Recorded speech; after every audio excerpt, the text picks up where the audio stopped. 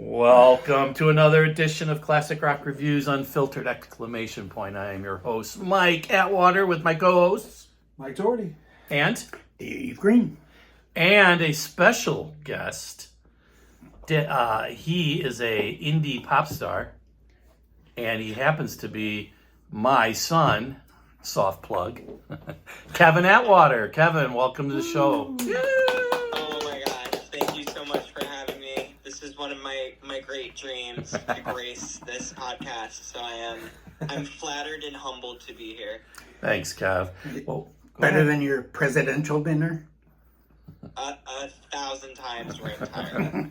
Well, we are very excited, as we are the previous 14 episodes, but very, very excited about this group, Fleetwood Mac. Not only is their music iconic, but the relationships amongst the musicians is probably, you could probably have a new soap opera called Fleetwood Mac.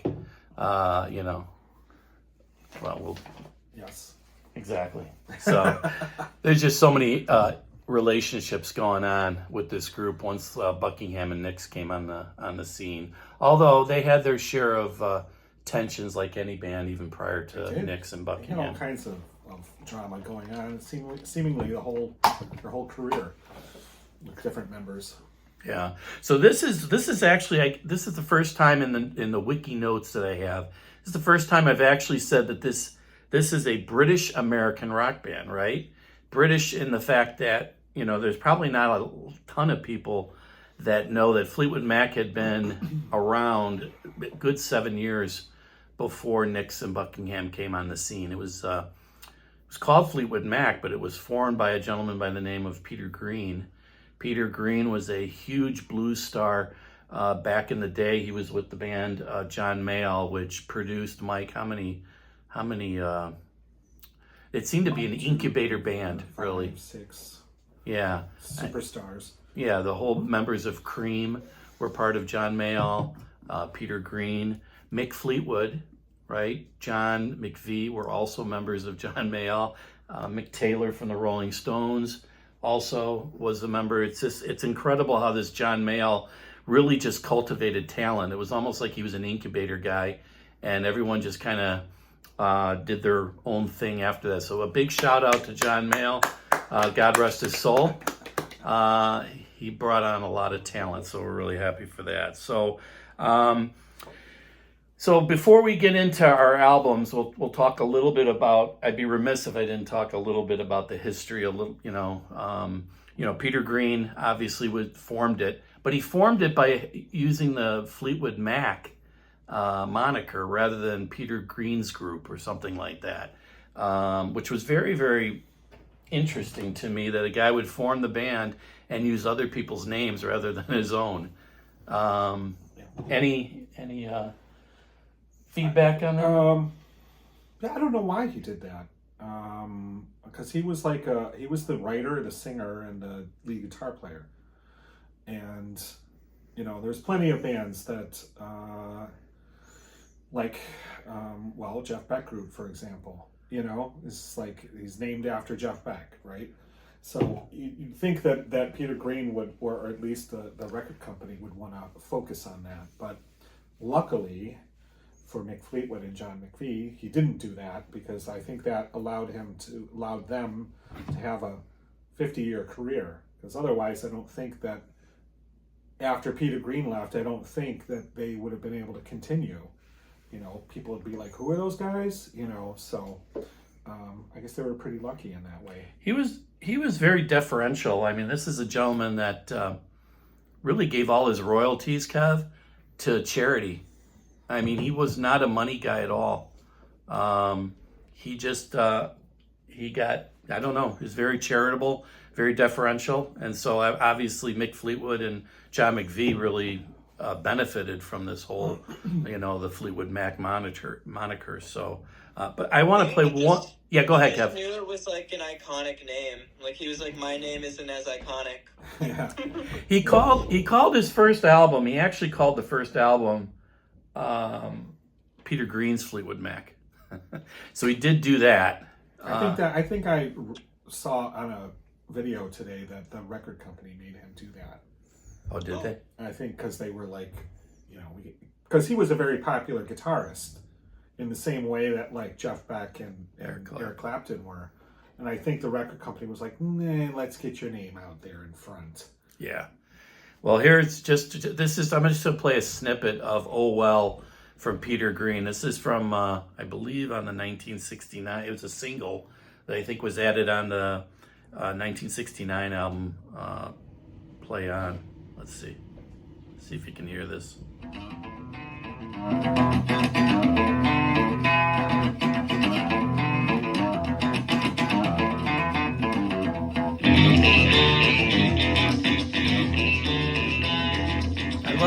I want to do the first verse when he sings because it's so cool.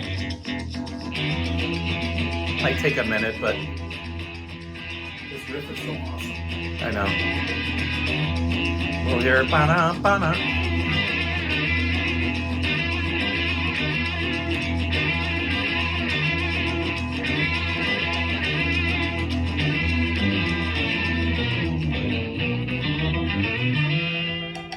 I can't yell about the shape I'm in. I can't sing, I ain't pretty, and my legs are thin. But don't ask me what I think of you. I might not give the answers that you want me to.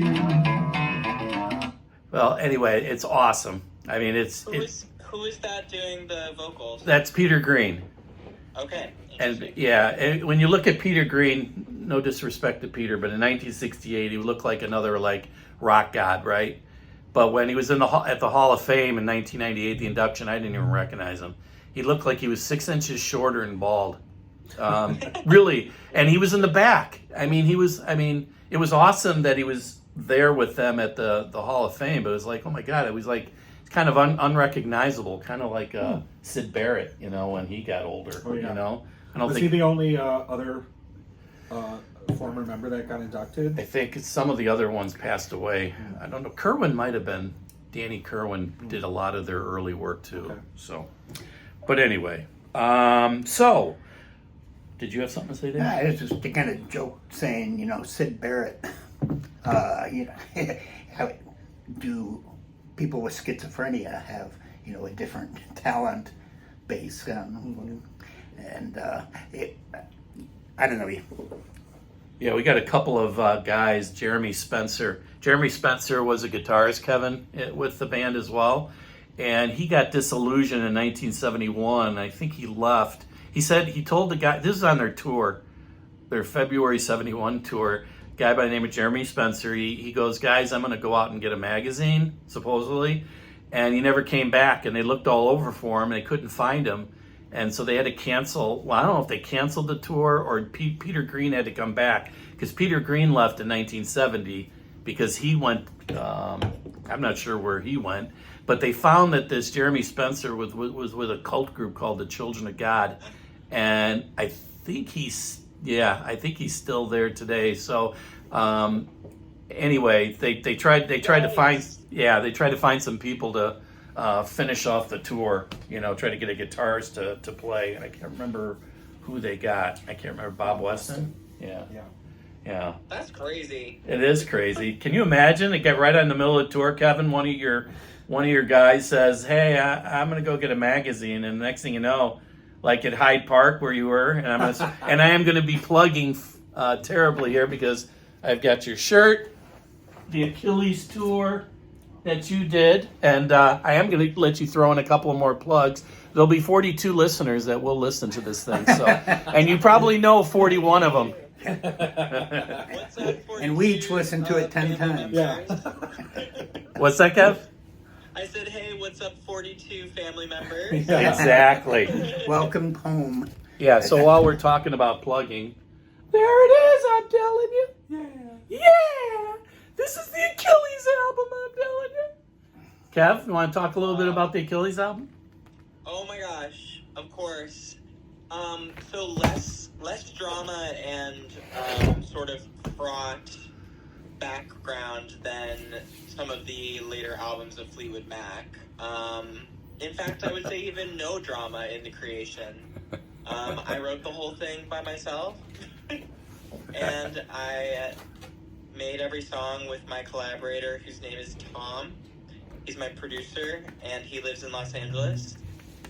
And he used to live in New York, which is where we met and made some of my earlier music. But I fly out to LA and I stay with him, and we make everything together, and we play all the instruments and create the songs together. But I write them by myself, and then I bring them to him. And that was my first album that I just finished up the tour this year.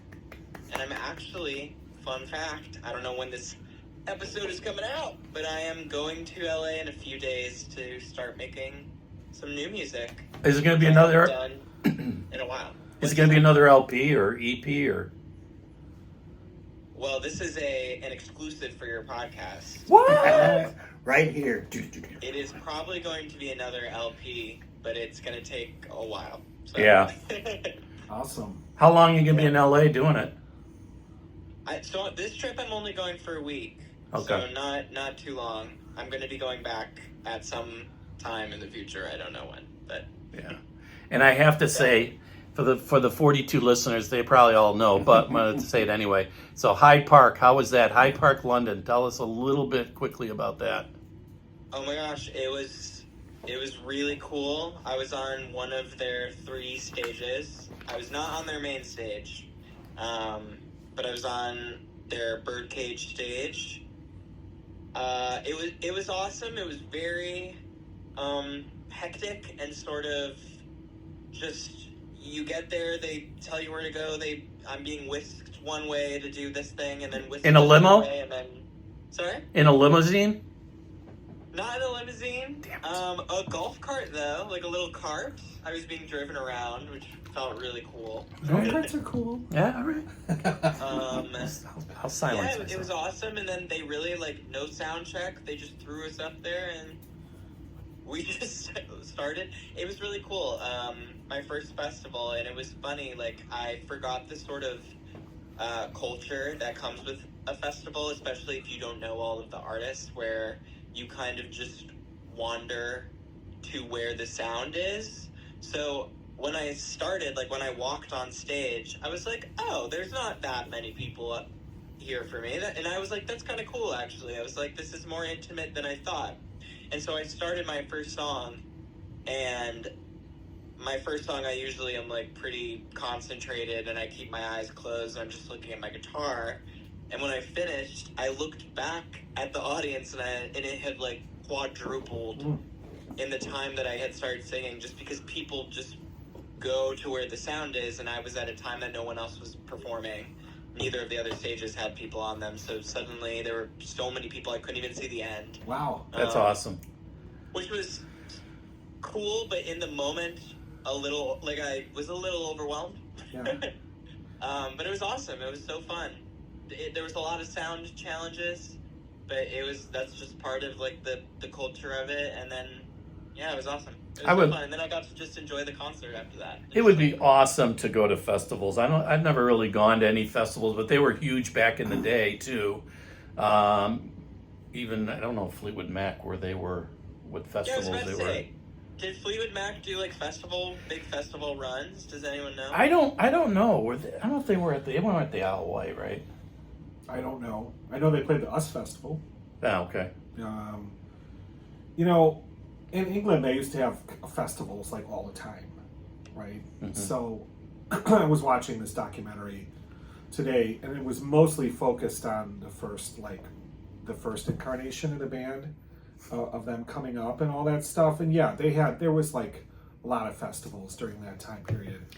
And not that anybody would remember the names, and they're not like the Monterey Pop Festival or Woodstock or things like that, but they had these little festivals all the time on the weekends.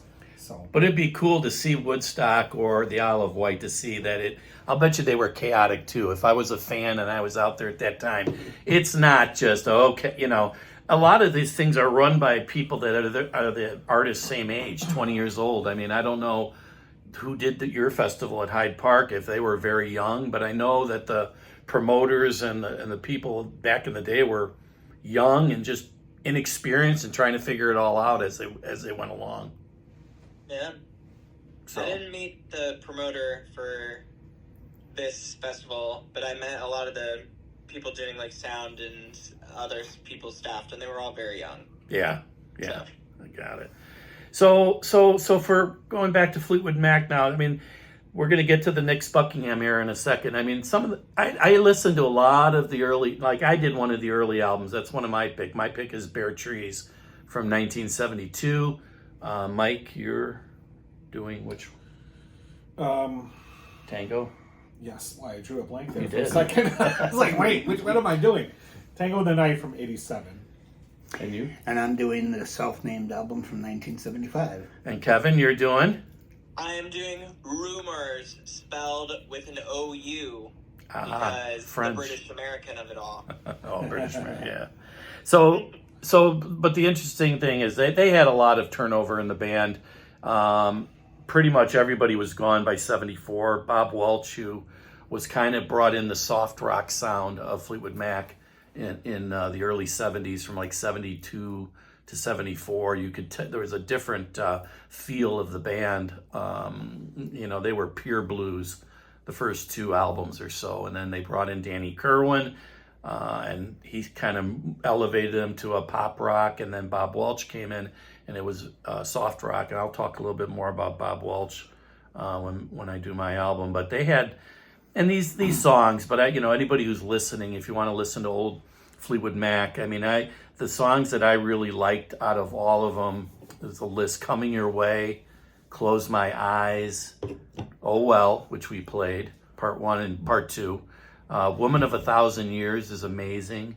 Show Me a Smile is awesome. Remember Me, Bright Fire, Emerald Eyes, Hypnotized, and The Way I Feel.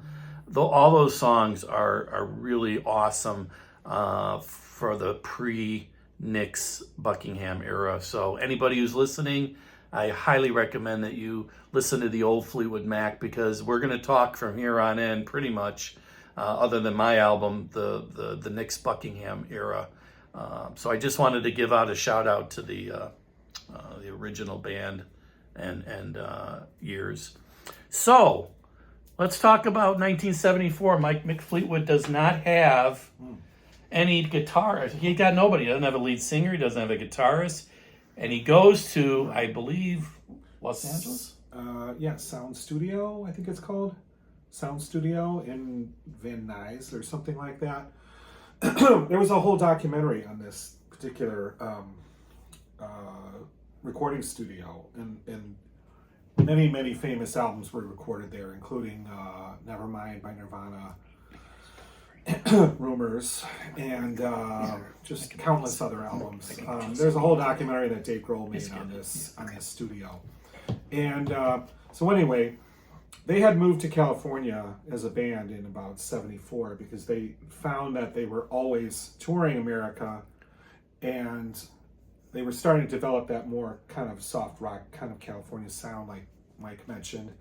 And they decided to move to California because it would be more economical than going back and forth between England and the United States. So they were looking for a new studio to record their next album, which ended up being the self-titled one. Of course, this was just the beginning stages. They were just looking for a place to record whatever next album they had coming. While they were there, the producer was kind of showing off the studio, showing off the capabilities of the studio. And in order to do that, he put on the Buckingham Nicks album, which he had produced in this studio. And he was cranking it and, just kind of showing off what kind of what the sound was in the studio, how the acoustics were. And Mick Fleetwood was blown away by what he heard, and asked the producer, for who is this? Because they needed a guitar player. So he got in touch with Lindsey Buckingham, and Lindsey Buckingham, in one of the documentaries that I saw, they didn't really know who Fleetwood Mac was. They weren't really that popular anymore. They had been popular in England, but they were kind of in a real low period in the 73, 74. So they ended up reaching out to Lindsey Buckingham, and Lindsey was like, kind of had the balls to say, yeah, I'll join your group, but you got to bring my girlfriend too, and that was Stevie Nicks. So luckily for the rock history, Buckingham insisted on having Stevie Nicks in the group as well. So just a very fortuitous accident, basically, is how it brought the group together. Uncle Mike, Yeah. how many albums had they had out at this point as a group? Do you know? I don't know, like 7 or 8, something like that. Cool. Yeah, I mean, Dang, they that's were so pretty many. much put out an album or 2 every year. Cool. Yeah. I was just curious. Yeah, but they, like your dad said, they had so many different members coming and going. I mean, there was really no continuity of the band anymore, and they didn't have all that much more of a following in the early 70s anymore. The blues thing in England had kind of died down, and they weren't the darlings anymore. They were kind of hanging on, basically. So they were probably one album from being dropped, I would suppose. Yeah. So that 75 album, which Dave's going to talk about, the self-titled, was what we'll call the reincarnation of Fleetwood Mac, and it just blew everybody out of the water. That album is amazing.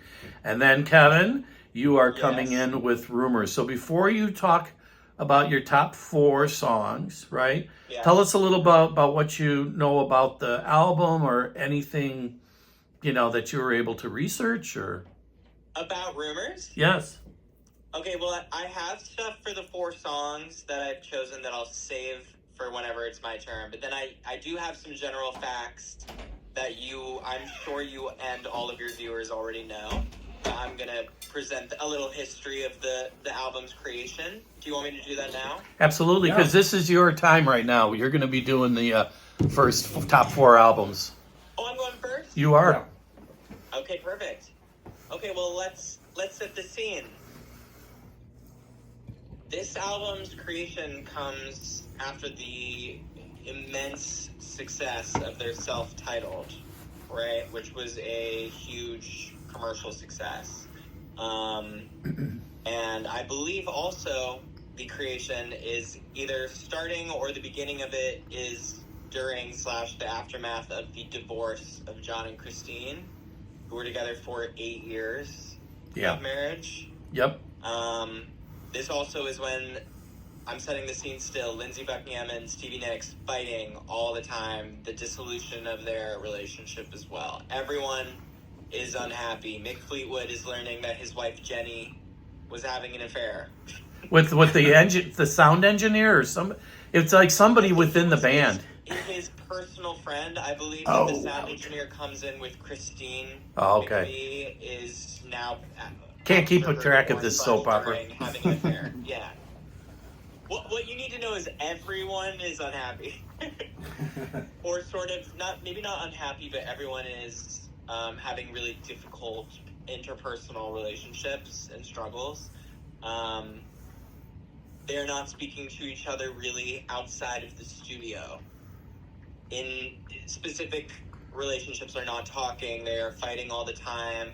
They're really only connecting when they're making music, as the rumor goes. Get it? Rumors. You are. A fun fact that I found out was that the working title for the project for some of the time when they were creating the songs was called Yesterday's Gone.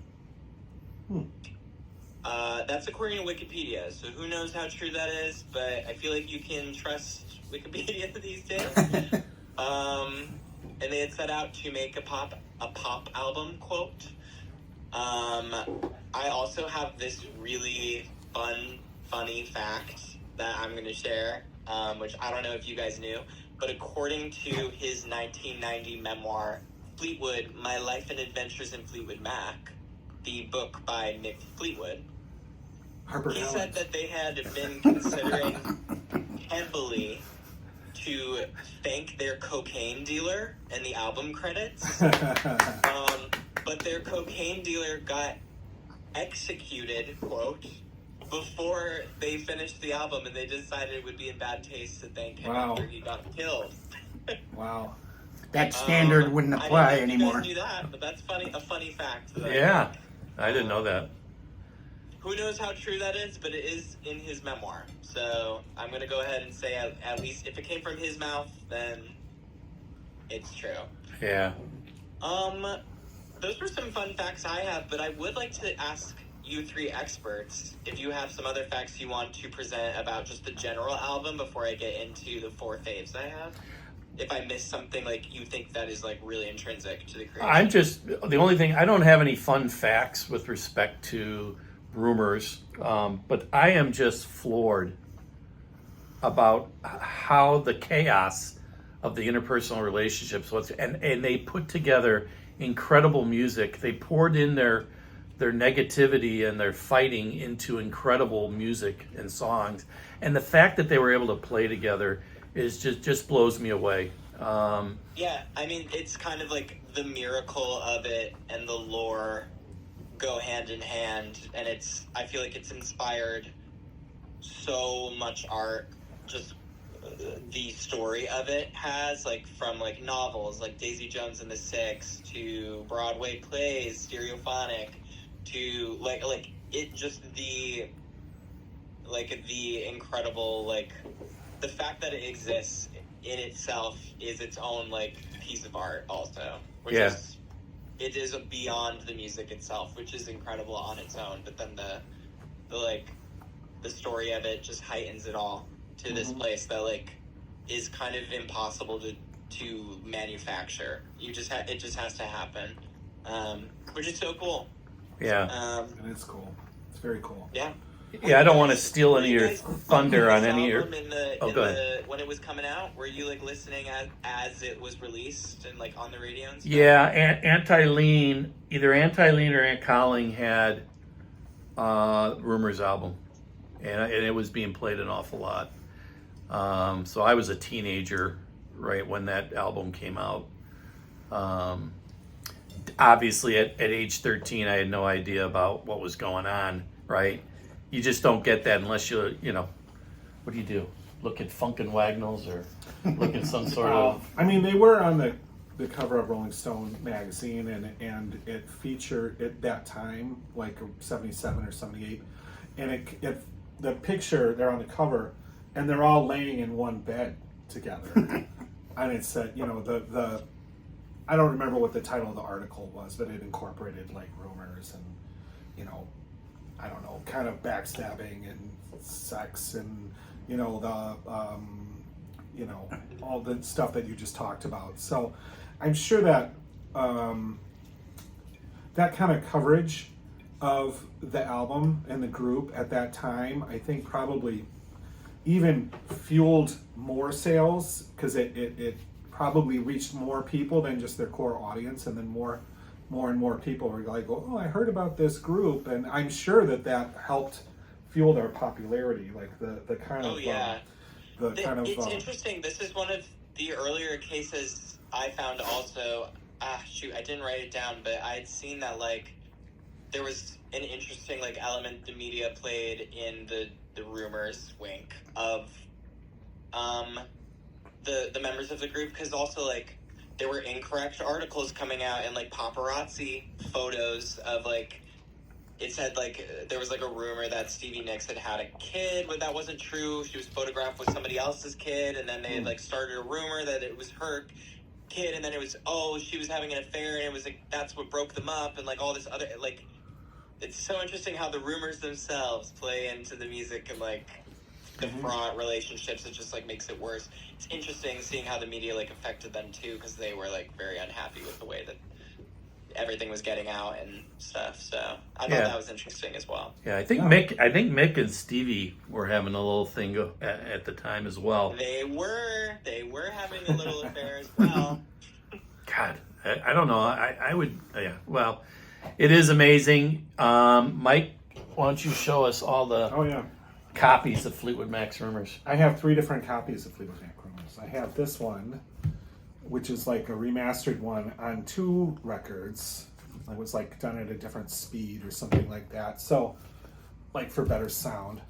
And then I have this one, which I'm not sure how long ago I got this one, but that one. one, the classic with the cream color.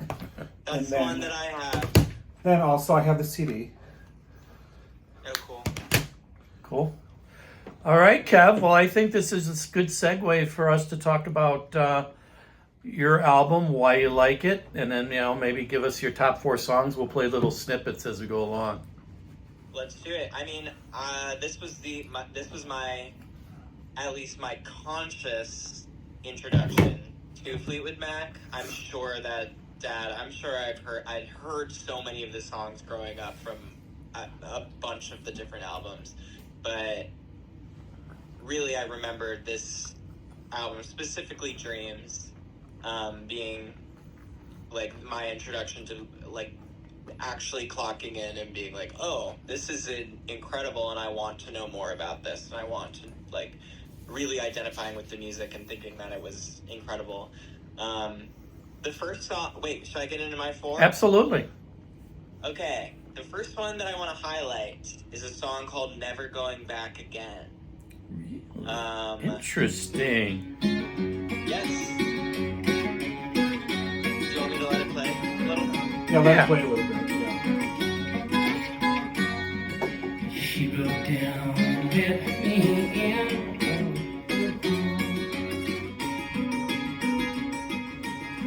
He's an amazing guitarist. He really is. Let me see where I've been. He really shines on this album, Lindsay. Been down one time, been down. So tell us a little bit about it.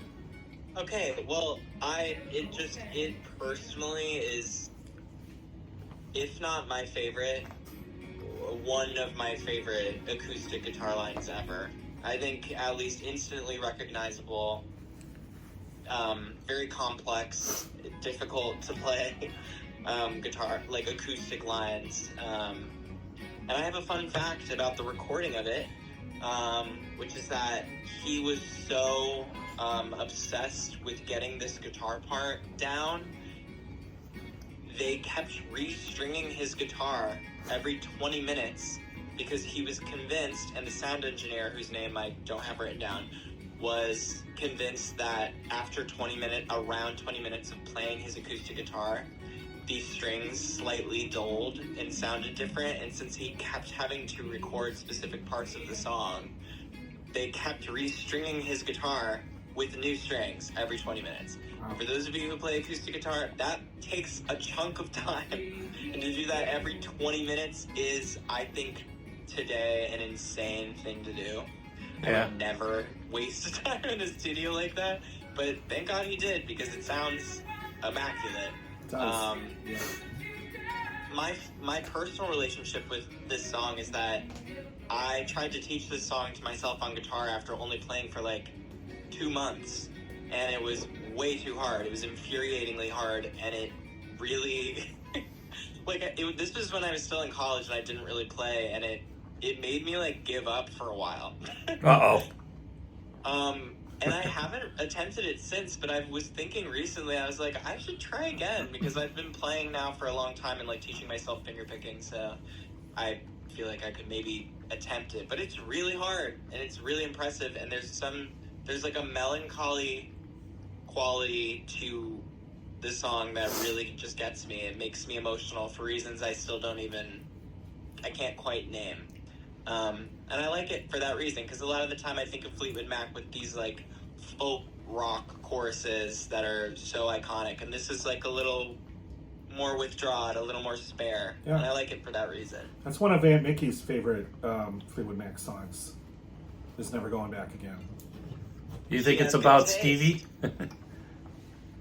I believe it is about Stevie, and also I lost the interview, but there was some interview where he was like, it was sparked actually by him just having like a brief fling with, he was like some girl, I don't even remember her.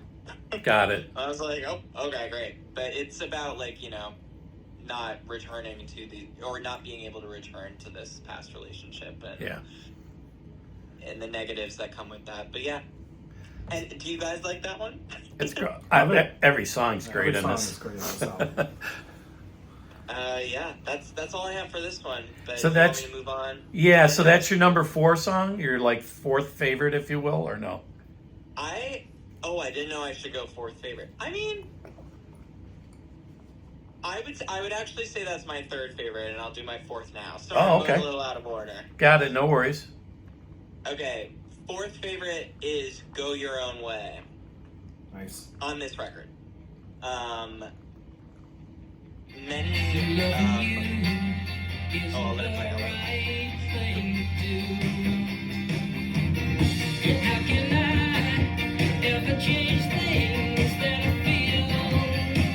This is definitely about Stevie Nicks.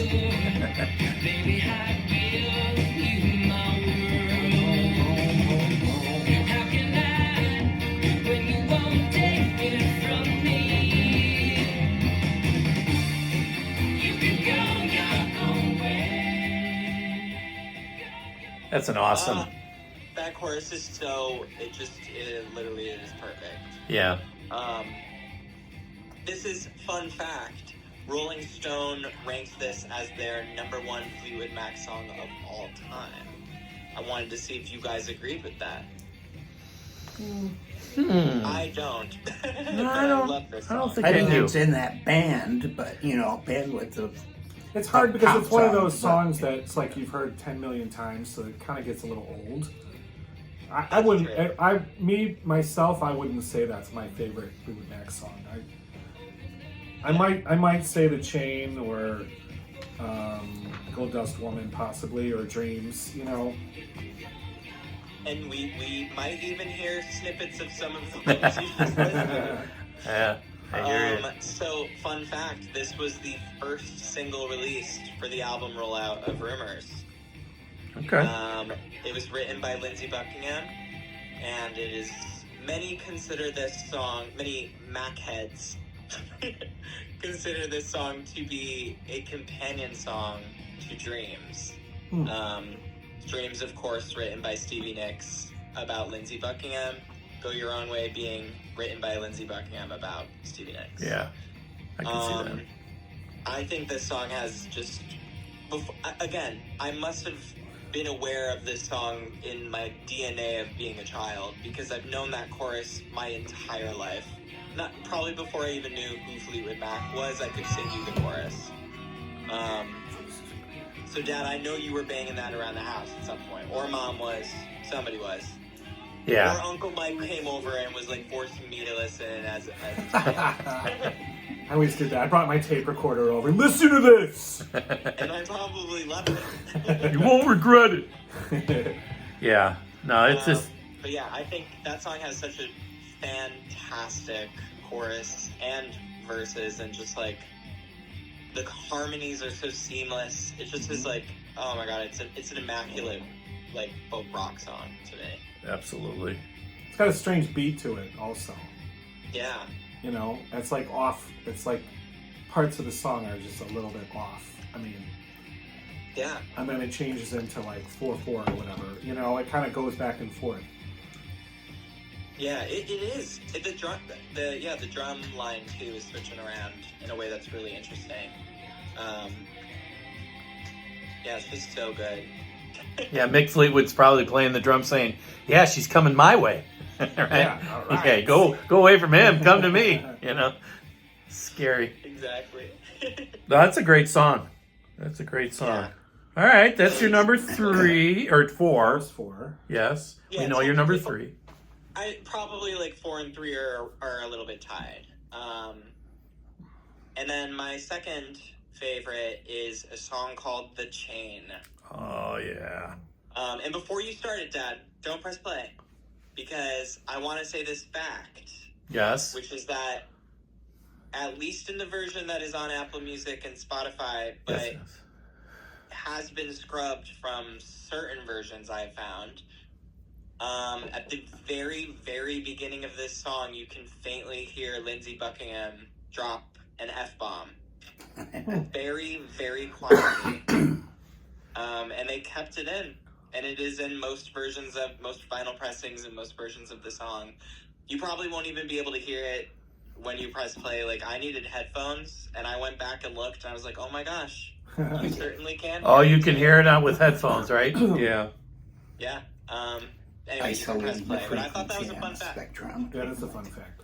All right, well, let's see if we can hear it.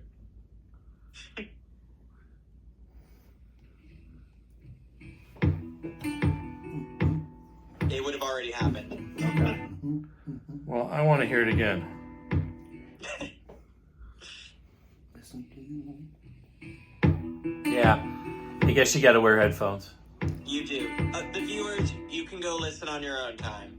Yeah. I've got headphones for that.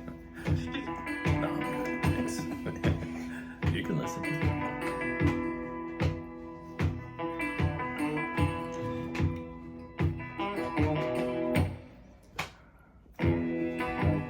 Listen to the wind blow, watch the sun rise.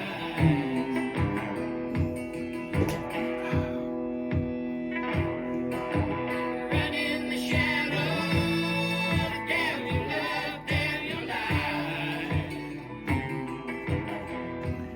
Yeah, I don't give them enough credit with the harmonies.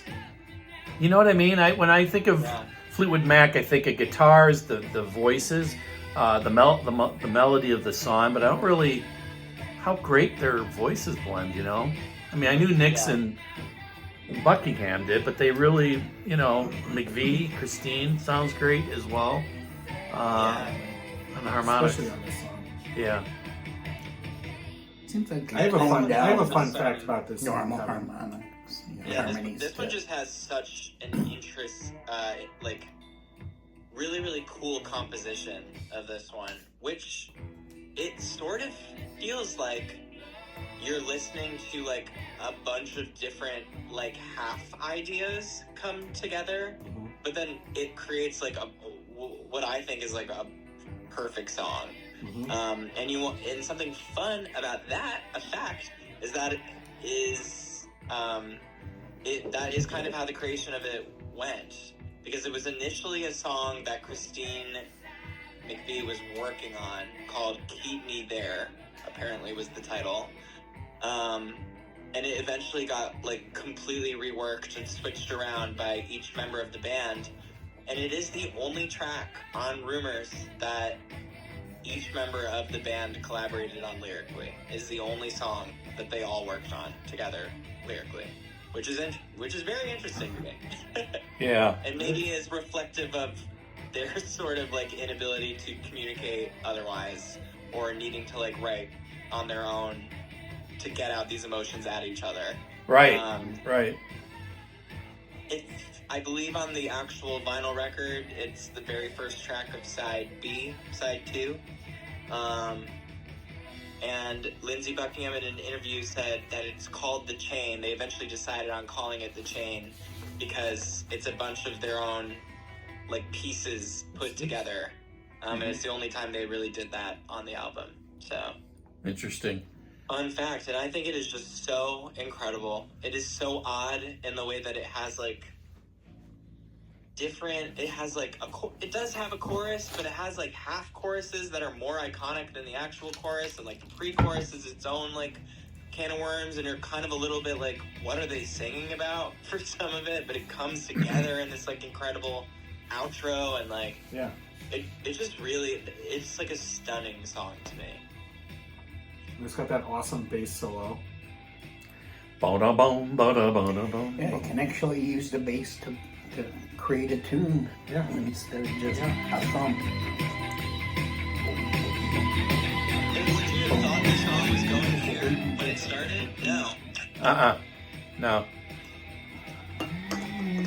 Yeah. Keep us together. Too late. It's so good. Awesome. So that's number 2, huh?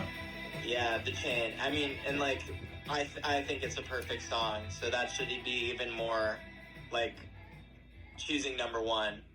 I was just like, but number 1 to me is the best Fleetwood Mac song. At least it has, like, personal connections to me in my life, and like hearing that song for the first time, and me and my friends listening to this song in college. And I went to go see Stevie Nicks at Madison Square Garden a few years ago, and hearing it live just like was an insane experience of itself. My number one favorite song on this record is Dreams, of course. All right. That's my number Did you one wanna also. play a little bit? This is a great song. I love the drums on this. I'm a big Mick Fleetwood fan of his drumming. It's usually very understated, but his beat is like, I think it's so key to most of their songs.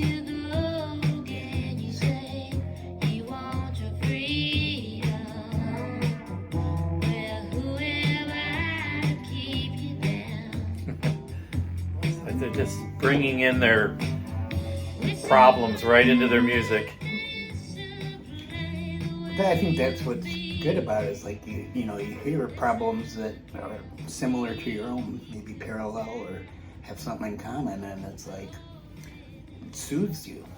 But usually it's one writer talking about their problems. But you got you got three of them are the primary songwriters. But it's like Lindsay, Stevie, Christine. They all have are putting their In fact, my number 4 was "You Make Love and Fun." That was mine. That song is directly on her affair with that friend. I mean, that is her talking about "You Make Love and Fun."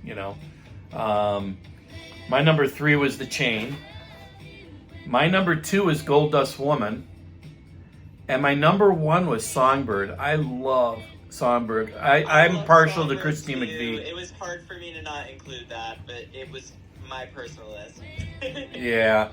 Well, how could you? Like every song, you can't really go wrong. Anybody's top 4 Yeah. on Rumors. My top 4 was "The Chain" was 4, "You Make Love and Fun," "Gold Dust Woman," and "Dreams." Yeah, I mean, I could have had Number 1. Dreams too. Yeah. But This song written by Stevie Nicks about Lindsey Buckingham, obviously.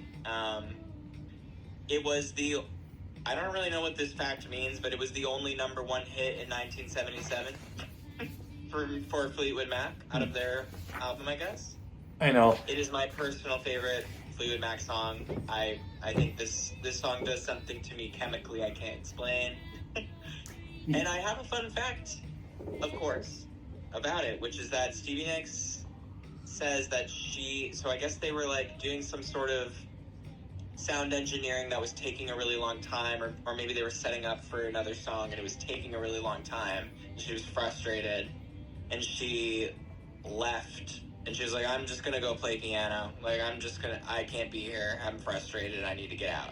And she, according to her, she wrote Dreams in about 10 minutes on piano.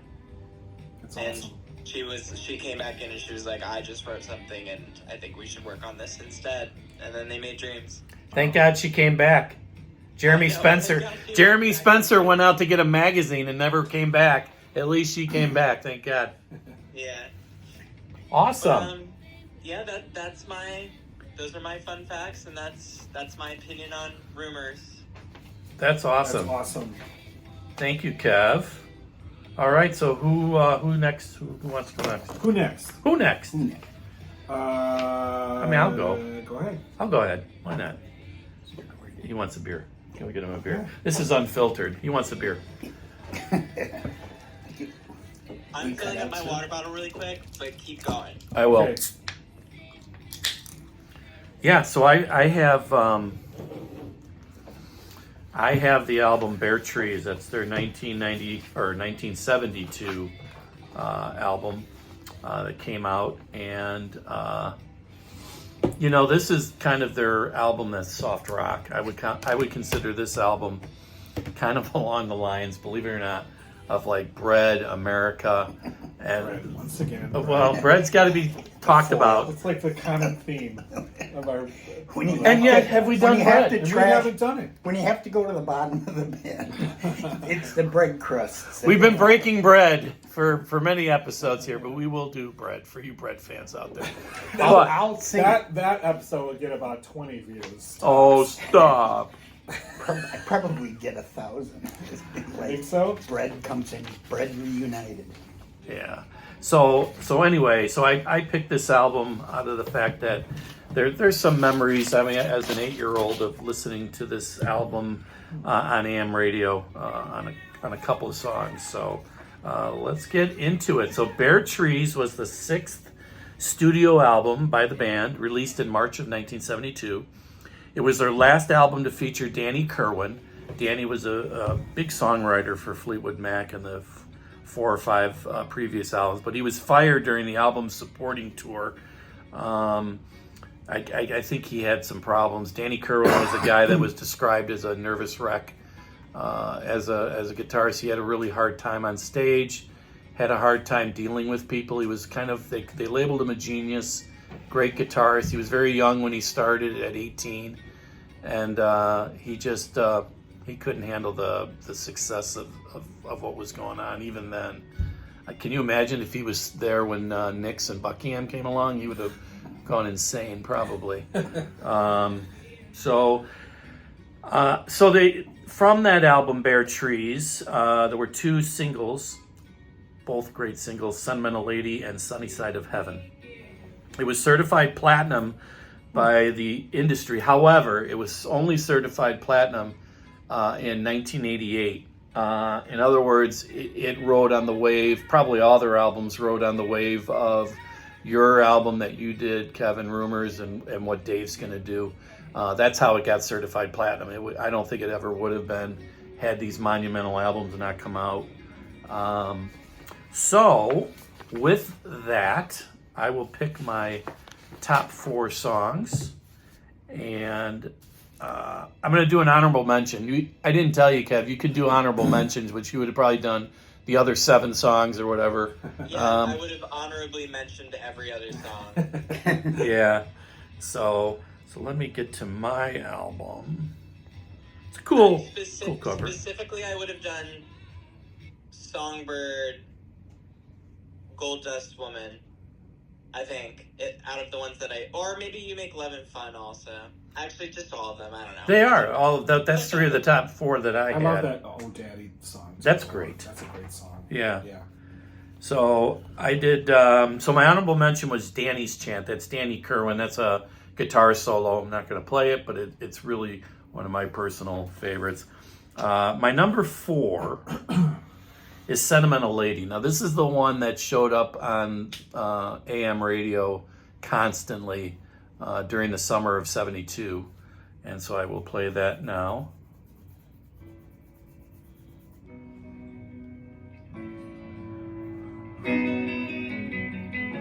Bob Welch was very instrumental. He was the guitarist at the time. Oh yeah.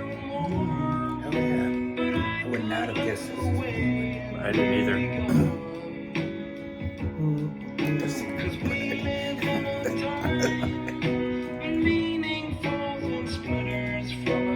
I think he re-recorded this on his solo. He did. album, too. He did.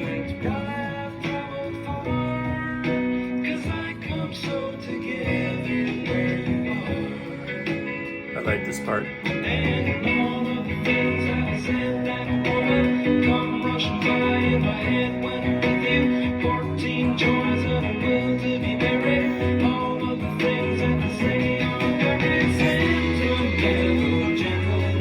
can hear Christine in the background.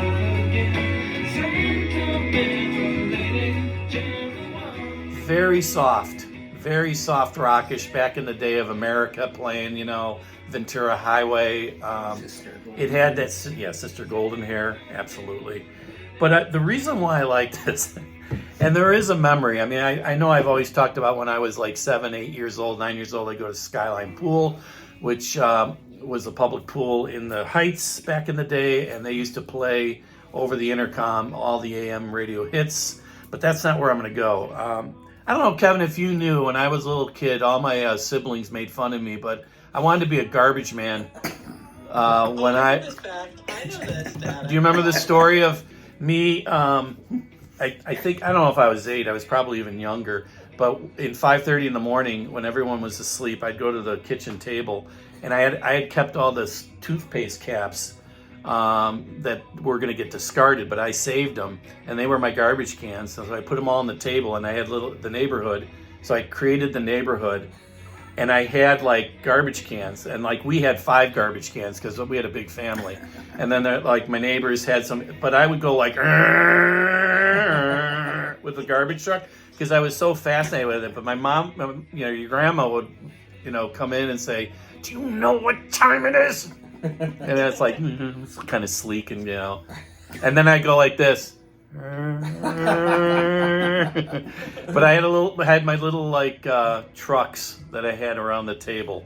But now you're gonna say, well, how does that fit in with Sentimental Lady? But the reason why is I used to, when I was young enough and I rode my bike, I used to follow the garbage truck all around the neighborhood.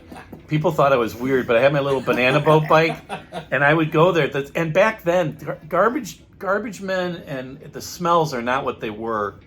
Like back in the day, you'd see garbage men, they'd kick the garbage cans, they'd hit it against the, side of the truck, and a lot of people had like aluminum garbage cans and they were bent, and then they'd run over the lid. I mean, these guys were like, they took no quarter.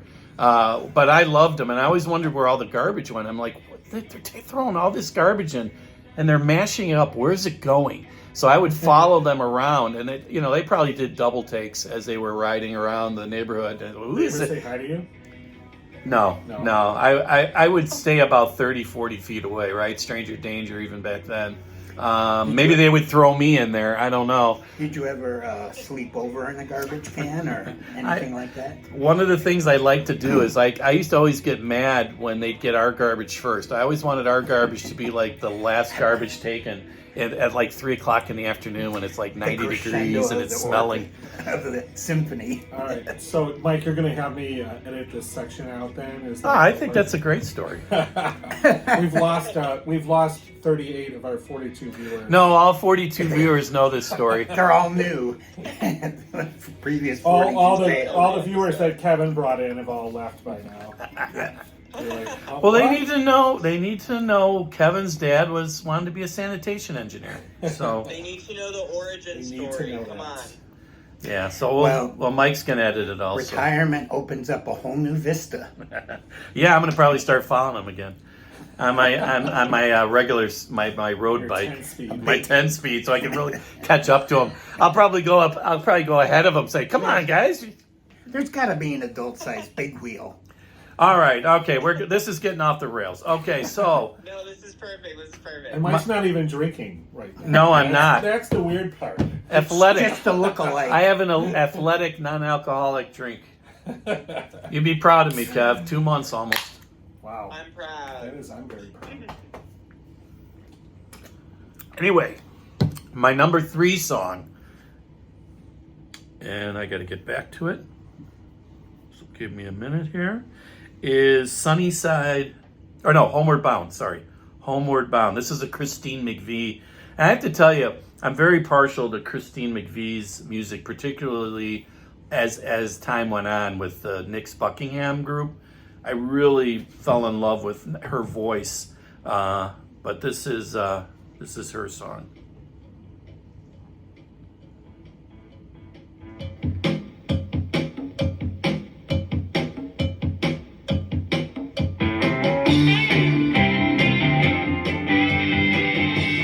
It's of its time.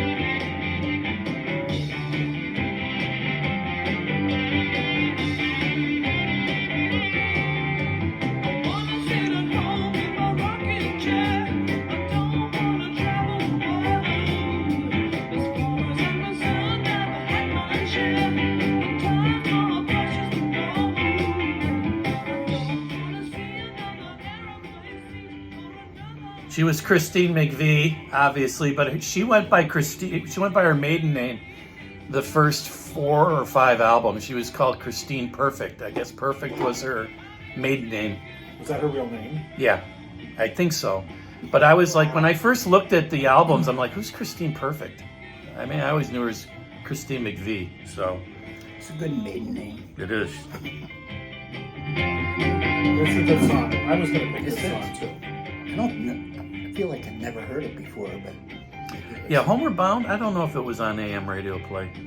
I didn't know any of these songs other than Sentimental Lady, but I listened to this album about 20 times, and I really like it. I think it's a really good album. Yeah. You know, some of the like Mystery to Me, I think, is another one that I thought was really good. Yeah, their 73 album. Yeah, All Music with the ratings. All Music gave it 4 out of 5 stars. Cream magazine gave it B+. Rolling Stone gave it a favorable. So that's good. Rolling Stone was pretty. They're pretty critical. They're harsh. They're very harsh when it comes to music. I've noticed, at least the bands that we've done so far. Yeah. Yeah, usually they're like pretty stuck up about stuff. Yeah. So that's my number 3. My number 2 is Sunny Side of Heaven.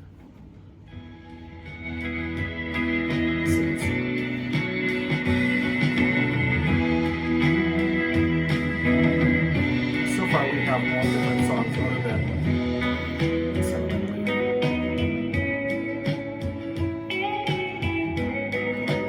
Yeah.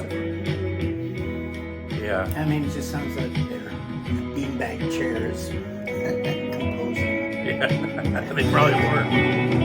I just love that. Just going down the line.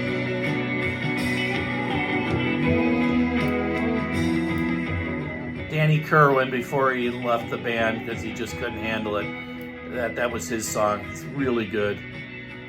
He contributed a lot to this Is he album. still alive? No, I think he passed away. So that's my number 2. And my number 1, as I've said before, I love Christine McVie. And of course, I've lost it. Already. All right, I would love to. She got more gorgeous as she got older. I think so too. Let me see here. Whoa. Let me cover my ears. Oh yeah, you don't want to hear my number 1? Spare Me a Little of Your Love.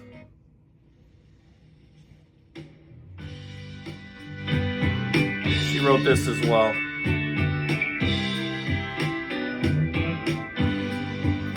And to me, this song is almost, if you listen when Dave does his album, this feels like I'm hearing elements of the 75 album. I can't tell you which song, but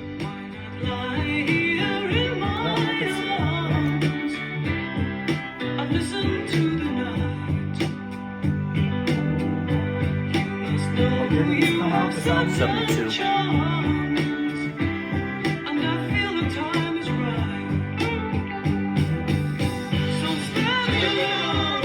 Spare me a little.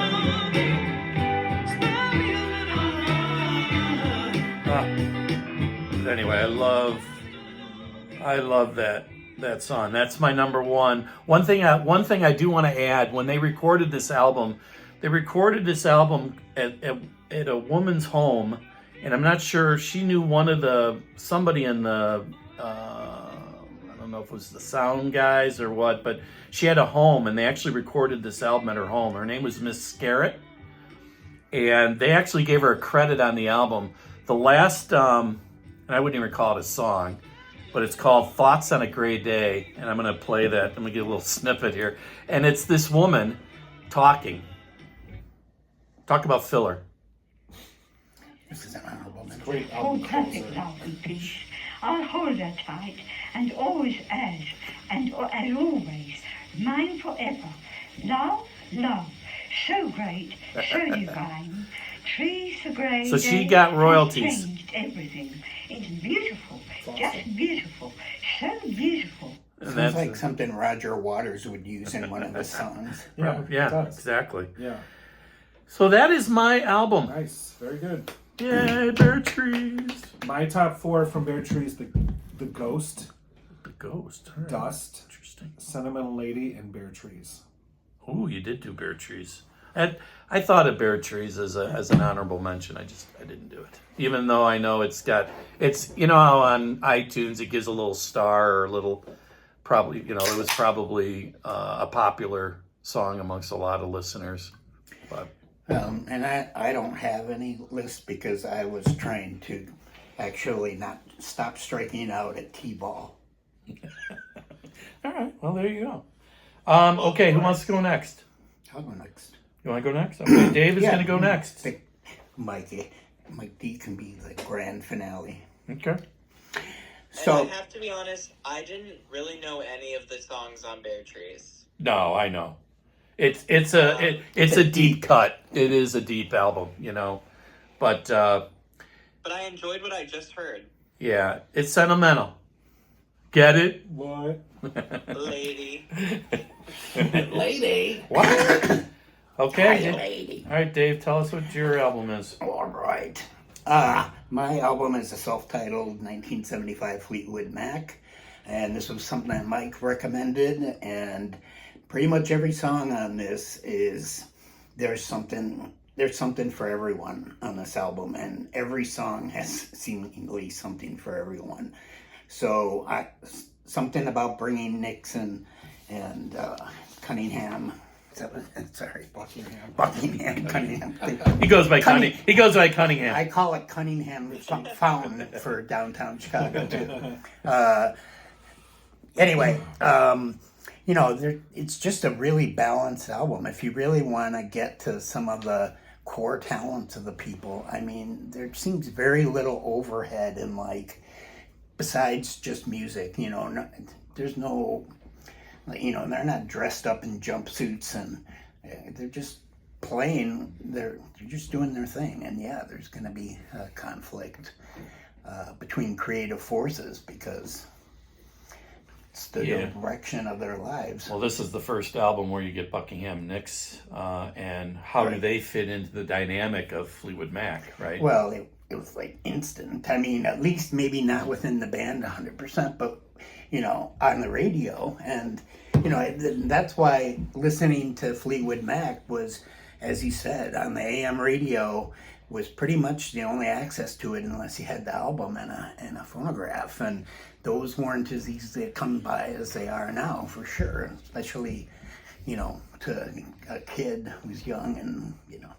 Anyway, so I picked this album, and my number 4 song that I had down was Over My Head. Oh, yeah. That's my number 4. And that is my number 1. Wow. Nice. Because I am a That's Christy my Mc... number 4. Fun fact. All right, you guys don't know what you're talking about.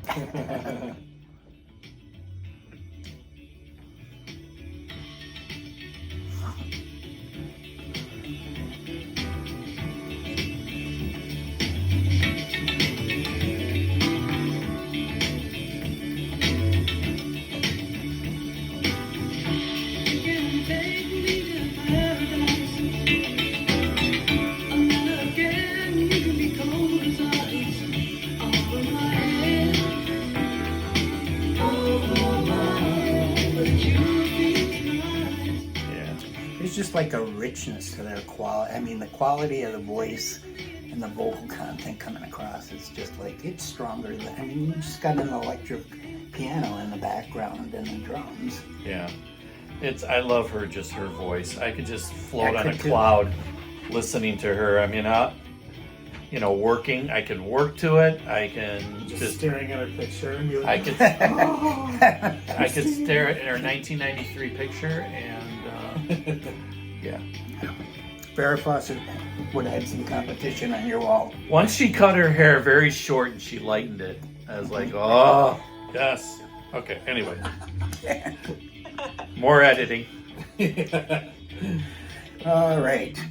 As for my number 3, I'm going to say, it kind of looks like your list is almost reverse of mine, but Yeah, okay. is Say You Love Me.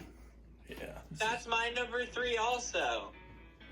my got number it? 3 is Landslide. Anybody who matches my, you know, picks gets a gift basket. Okay, well, we're two for 2 so far.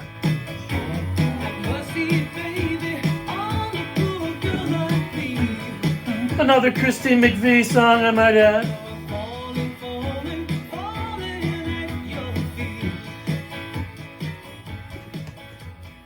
Oh, by the way, I have. Here's the CD. Of course. that Mick Fleetwood in the front? Yeah. Poor John. You think John McVie liked that album cover? John McVie looks like a midget. So, Mike D, I'm hoping when it's your I got turn, this you'll- from Columbia Record Club, by the way, for 1 penny. I'm hoping when you comment, you'll give your perspective on kind of what was the impact of Lindsay and, you know, coming into the band and just like the relationships. I mean, who did they gravitate to? Where The did leader. the power shift? Yeah. Who were the background? Who were in the foreground creatively? Yeah. Stuff like that. Definitely more interested in reading about them since I. Well, yeah, when returned I to this talk about album. Tango in the Night, there's a lot of stuff in the background with Lindsey Buckingham specifically with that album. Yeah, that's my number 2. So, by the rule of inversion, the next, well, actually, you flipped the. My number 2 is Landslide. Okay. No, that's my number 1. My number 4. My number 2 is World Turning. And this could have been 1 and 2 could have been switched easily. Your number 1 better be what I think it is. Yeah, I'm sure it is. Has to be. This is cool. This is awesome. This is one where the Smashing Pumpkins actually did a version of this on Pisces Iscariot, and I love it. You know, his voice is a little, you know, but it's a great version as well. But this, I can honestly say anybody's cover does not beat this in my mind. And can you imagine not her bawling her eyes out singing this as he's playing guitar and she's singing? It's just the two of them, you know? Wow. I gotta say, they did a pretty awesome version of this on Glee. Oh, yeah? I mean, it had Gwyneth Paltrow singing, so whatever that means to you. Gwyneth Paltrow. Why is that? Was she ever a musician, or just because she was married once to the guy from, who was she married to? Gwyneth Paltrow. Wasn't it, what's From the Bush, right? No. No, not Bush. Coldplay. Coldplay, yeah, Chris Martin from Coldplay. I'm surprised. Oh, right. Oh my god, I forgot about that. Yeah. Wow, that's crazy. So, as I was saying before, like, you know, this is, when I was going through this album, there's so many good songs, but also so many songs that were played on the radio.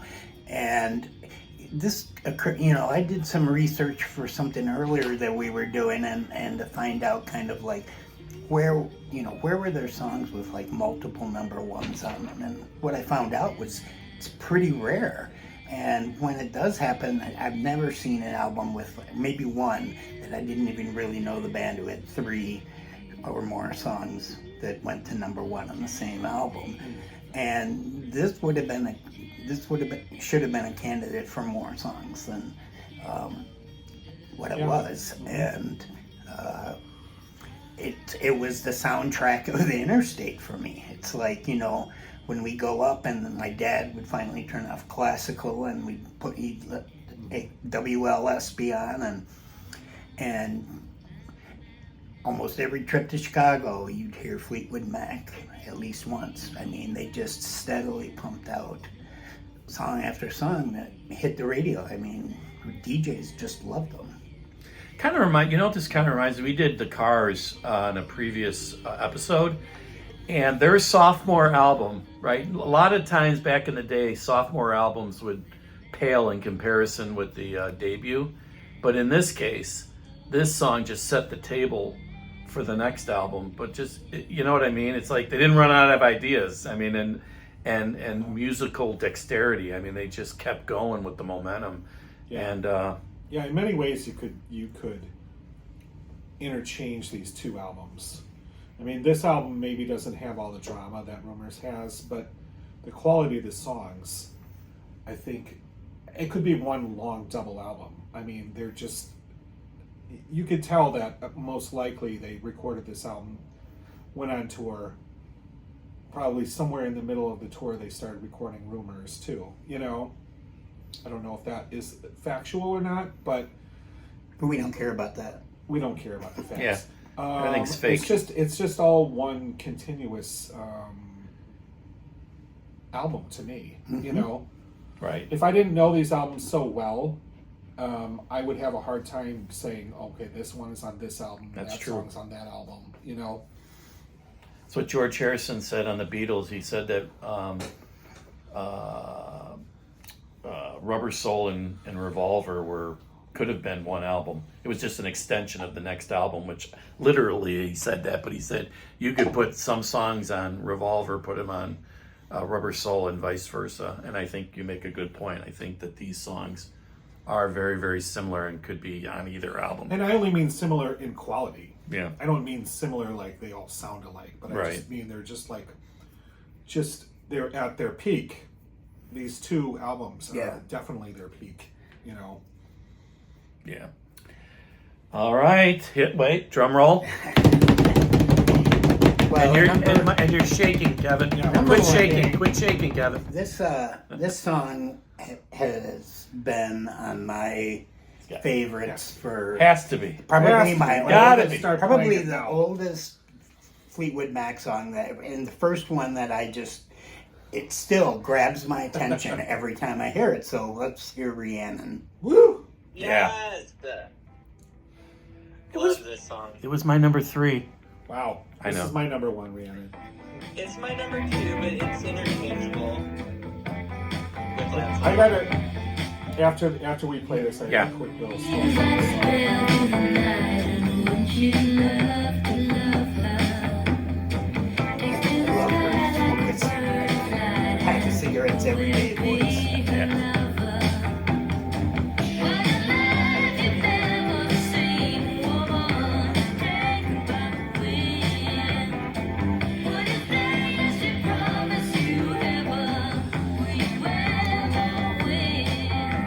In a way, they kind of owned AM radio. Or I mean, they were probably one of the artists that got the most plays of anyone out there because they had so Them and the many Eagles solid always. songs. Them and Yeah. Eagles, and Yeah. so those are my 4. And Those are great You know, 4. those I liked going back to this and listening to the whole album because it was like going into the big city from LaSalle, Illinois, 100 miles southwest, and it was exciting, and you were listening to mono music on an AM radio with like quarter-sized speakers hidden somewhere, but you were excited. Awesome. Yeah. Real quick, my little story on Rhiannon is that when my kids were probably in junior high and high school, early high school, I would their bedrooms are right next to the bathroom where our shower is. And I'm kind of a huge music fan, as you can tell. And so we had like a Bluetooth speaker in our bathroom, and so I would every morning when I would take a shower, I'd be like putting on my music, and I would oftentimes play whatever the top 25 was of my music. This was like back in the day of iTunes where it would rank your songs. And a few years ago, my daughter Abby, we were talking about the fact that I always played the music so loud in the morning, and Katie and Abby would be like, I'm trying to sleep, And she said, It's better than every taps. morning there was some song, I don't know who it was, but it was like, I just totally started cracking up. I go, that because it was perfect. And I said, Rhiannon, and I played it. She goes, yes! Oh my God! Is she deaf? Can't she hear? We're calling her. No, because she was just so tired of me playing the same song every Yeah. single day, waking her up. So, That's funny. Awesome. All right. Yep. So, okay. All right, so I have an album. It's called Tango in the Night. And this album came out on April 13th, 1987. And this was the last album of the last studio album of the classic lineup until like a live album that they put out in 1997 called The Dance. So this was went triple platinum, with 6 singles released from this album. Jeez. 4 of which can still be heard on the radio like every single day, still to this day. So there was 4 top 20 hits. Big Love was number 5, 7 Wonders number 19, Little Lies number 4, and Everywhere number 14. And then they had 2 additional songs, Family Man and Isn't It Midnight, which were released as singles, but to lower chart success. So kind of the story of this album is after the Mirage tour of 1982, the band, they didn't split up, but they all kind of went their separate ways for about 4 or 5 years, doing solo albums and, you know, just being apart from each other. Christine McVie in 1985 was recording a song for a soundtrack, and she had asked Mick Fleetwood and John McVie and Lindsey Buckingham to come and play on this song. So this was the first time that they had all gotten, without Stevie Nicks, she was touring on her own, but this was the first time that the 4 of them had gotten together and started playing for a while, and they, you know, were getting into it, and they were like, okay, you know, and the magic was starting to come back.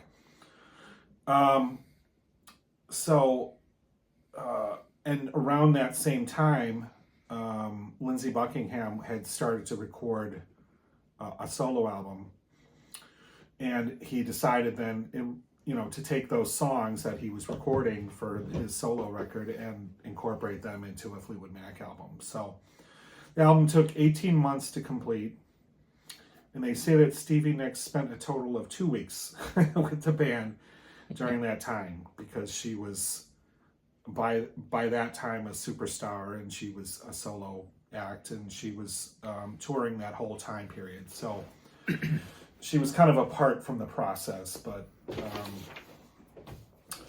so the kind of the story with this record is that the plan was that they were going to release this album, they were going to go on tour.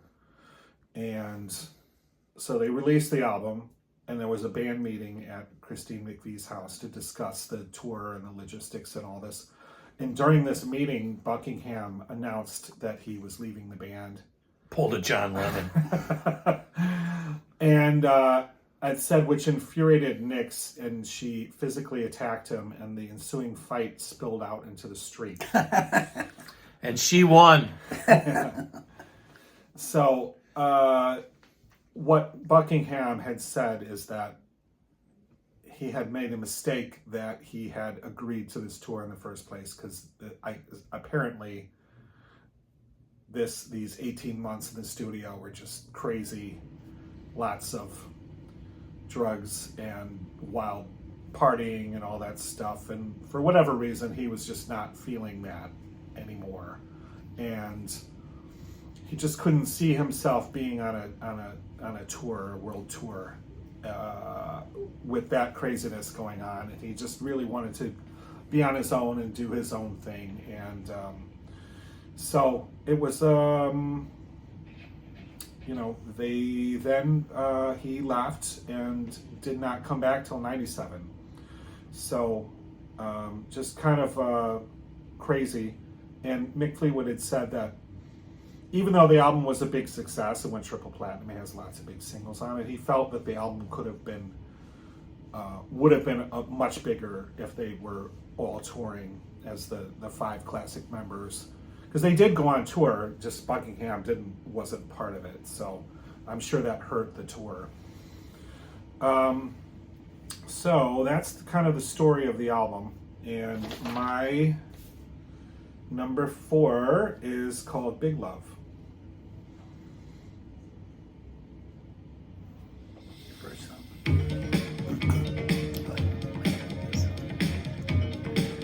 I don't know. You know what? I think of Miami Vice.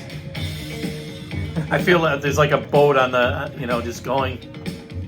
That's funny. I don't know. It seems kind of a date, kind of its time, you know?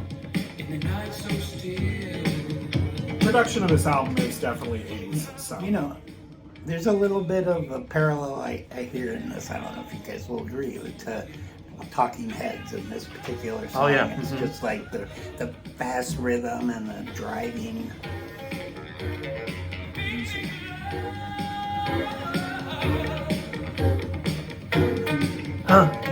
And they do that a lot. Very underused device in rock and roll. That and the hook. All right. Okay, Awesome. good song. I love Fleetwood Mac, and I listen to them all the time in our office, and I work with my brother and my mom. And when this song comes on, because it comes on, I like this song a lot, and so it often comes on in my thing. I always have to like, once the I always have to like change it to the next song because I don't want my mom to hear that. The sanctity of Yeah, here we go. Hey.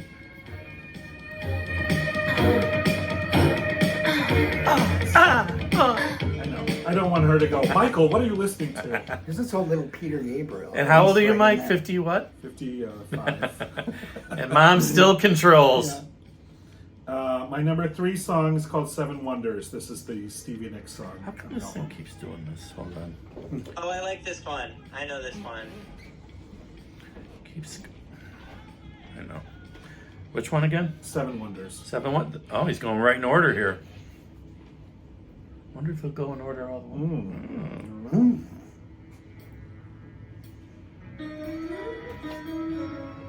It's that synthesizer.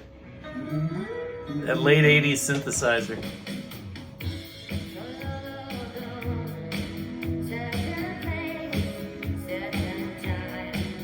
So far, you and I are 0 for 2. I don't have these songs in my phone. You got some deep ones there.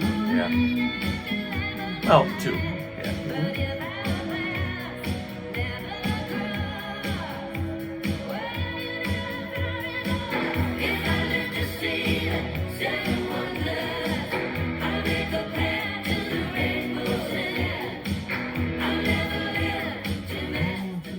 Yeah, so they had big gaps in their recording because they had the 77, then they did 79. That's not too far, but then 82. So this was 5 years from Mirage, and they're like Mike said, they're off doing their own things. But they did recreate some magic on this album, no doubt. I could hear the old elements of their first 2 albums. Yeah, it would be. It does definitely have the 80s production. It could be worse. There was some pretty glaring kind of 80s production back in the day, but this one is a little understated.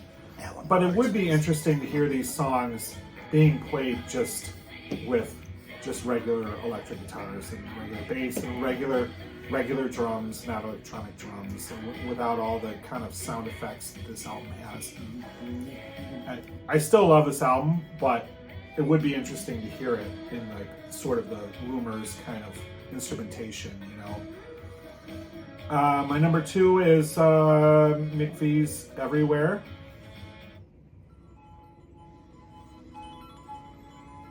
My number 2 as well.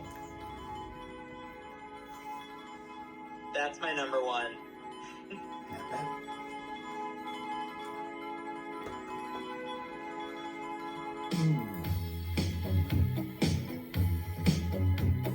I know we haven't really talked about John McVie's bass playing, but we always do this. We always say guys are understated, and I would say John McVie is very understated bassist. He's not pompous, he doesn't have solos, but you can hear his rhythm. I think that's a big, huge part of the band is McVie and Fleetwood. Yeah.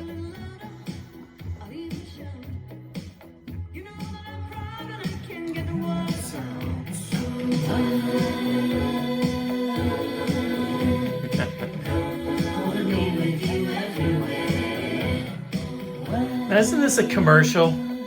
Isn't this on a commercial with Will Ferrell like doing some goofy thing? Oh yeah. It's awful. The commercial's awful, and I cringe every time this commercial comes on. I don't know. I don't like it. I'm telling you. You're ruining my girlfriend's favorite song. Exactly. My number 1 is Little Lies. Yes. Also by McPhee. My number one. Yes. Would That's you my number do? 2. Number 1. Yeah.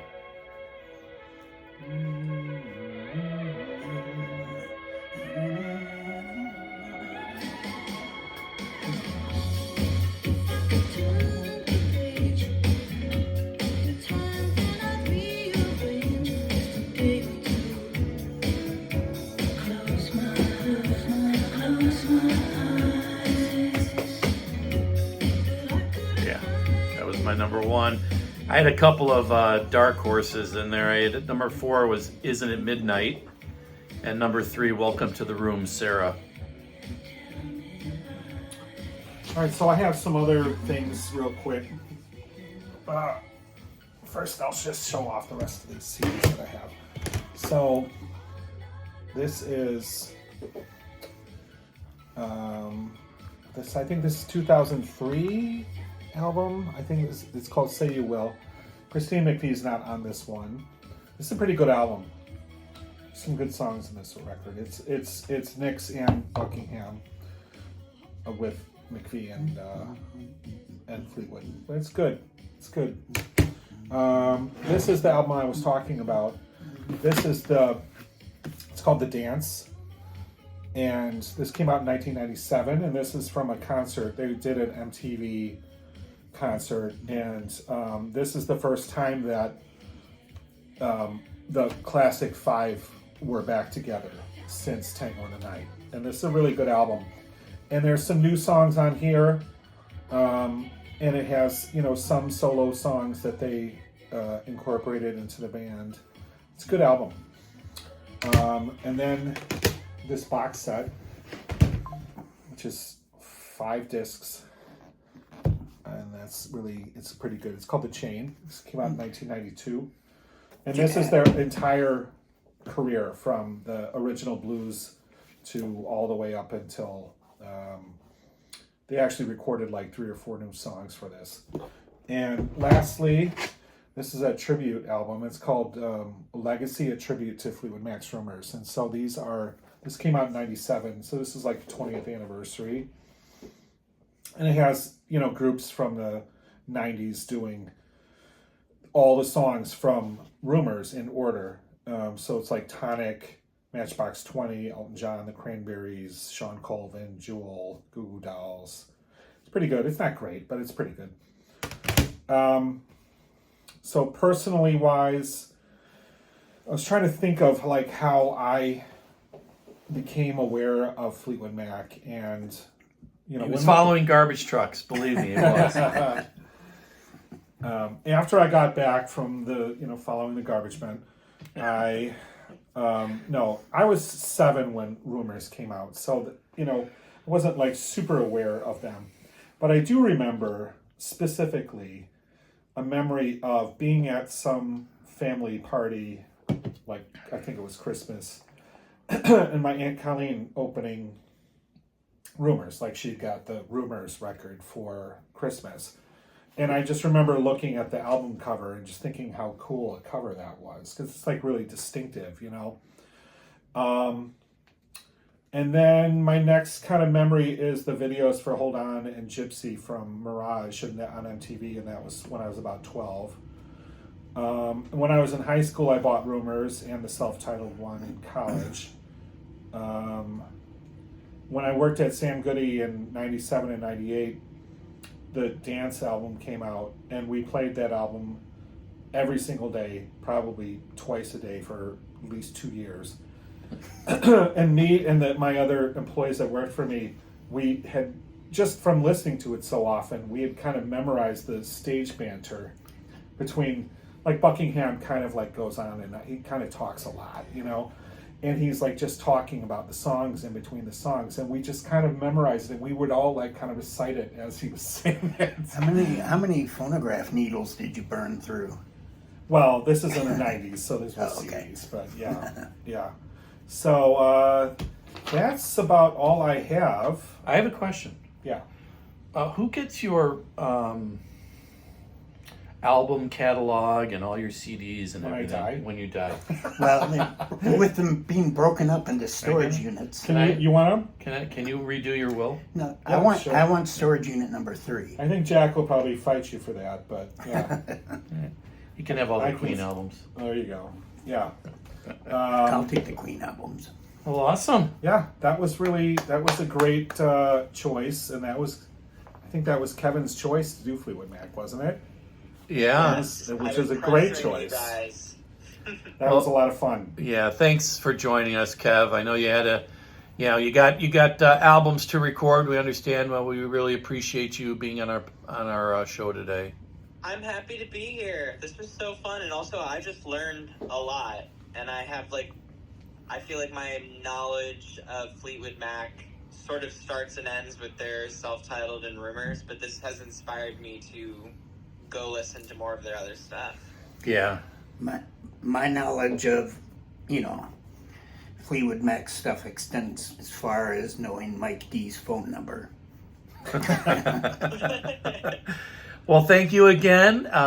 That's awesome, and we hope you have a wonderful night. Thank you, and thank you everyone for listening to us this evening on Fleetwood Mac. Who's our next one? Who's doing the next? I'm next. You're next. Yes, Dave, you're next. Dave, what do you think? Well, it's leaning. Paul Simon is a possibility. I'm trying to think. I wanted to make sure we didn't. Sometimes I mix up like our practice sessions with the ones we've done, but We haven't done Paul Simon. right there. It'll be made known this week. Okay. Okay. Well, thank you for joining, everyone. And until next time, Thank rock on. you. Rock up. Love you, Kev. Love you. See you Bye-bye. later.